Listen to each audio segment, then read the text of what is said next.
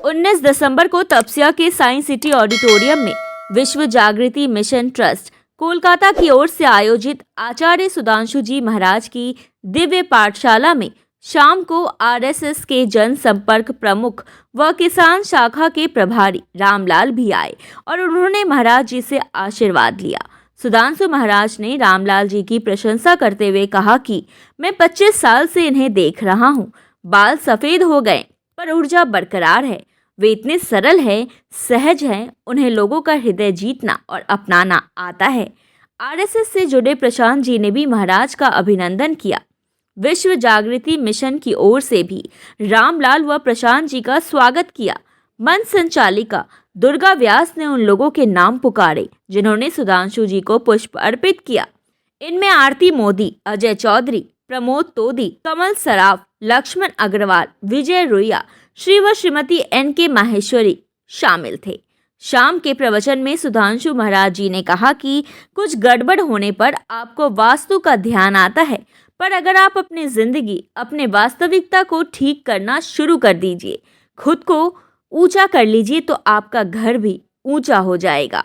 सुधांशु महाराज जी की यह बात गहरे आध्यात्मिक मनोविज्ञान पर आधारित है। अक्सर जब हमारे जीवन में मुश्किलें आती है तो हमारा ध्यान बाहरी कारणों जैसे घर की दिशा, नक्षत्र या वास्तु पर तुरंत चला जाता है। उनका संदेश यह है कि भीतर का वास्तु बाहर के वास्तु से कहीं अधिक शक्तिशाली होता है। भगवान महावीर को पहचानना है तो अहिंसा से पहचानिए। भगवान बुद्ध को पहचानना है तो करुणा से पहचानिए। भीष्म को पहचानना है तो उनकी प्रतिज्ञा से पहचानिए और हनुमान जी को पहचानना है तो सेवा से पहचानिए। परिस्थितियों का सामना करना पड़ा, वो तैयार। अब ये आप देखिए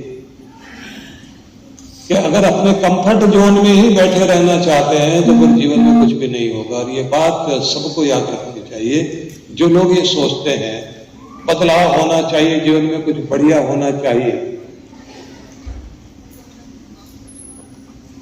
तो परिणाम तो बहुत अच्छा चाहते हैं, लेकिन परिणाम के लिए जो उससे पहले बदलाव करना होता है उसके लिए तैयार ना हो तो आप जैसे अब तक चलते आए, अगर वैसे ही चलते रहेंगे तो वैसे ही परिणाम मिलते रहेंगे जो अभी तक आपको मिल रहे हैं। और अगर बेहतर परिणाम चाहते हैं तो जो अब तक चल रहा है उसे बेहतर बनाने की चेष्टा कर दीजिए, बेहतर परिणाम सामने आने शुरू हो।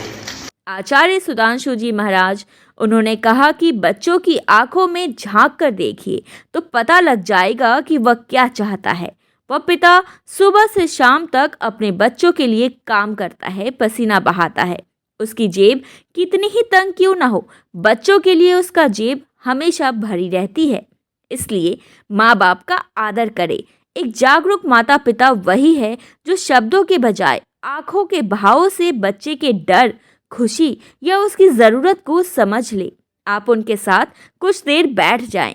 यह जुड़ाव ही परिवार में विश्वास की नींव रखता है। महाराज जी के अनुसार माता पिता केवल जन्म देने वाले नहीं बल्कि पृथ्वी पर साक्षात देवता हैं। हम दुनिया का हर कर्ज चुका सकते हैं लेकिन माता पिता के पसीने की एक बूंद की कीमत नहीं चुका सकते। उन्होंने कहा कि जो बच्चा अपने माता पिता का सम्मान करता है उसके जीवन के वास्तु और भाग्य अपने आप ठीक होने लगते हैं। उनका कहना था कि मंदिर जाने से पहले घर के बुजुर्गों के चेहरे पर मुस्कान लाना ही सच्ची आध्यात्मिकता है। उनका मानना है कि दुनिया में सब कुछ दोबारा मिल सकता है लेकिन माता पिता का आशीर्वाद और उनका साया दोबारा नहीं मिलता। उनकी सेवा ही सबसे बड़ा तीर्थ है। 20 दिसंबर को रक्तदान शिविर के अलावा गुरु मंत्र और सुंदरकांड पाठ होगा। दिन भर की ताज़ा तरीन खबरों और ब्रेकिंग न्यूज़ के लिए बने रहिए स्पष्टता न्यूज़ के साथ। ज़्यादा से ज़्यादा खबरों के लिए बेल बटन दबाकर लाइक, शेयर और सब्सक्राइब करें स्पष्टता न्यूज़।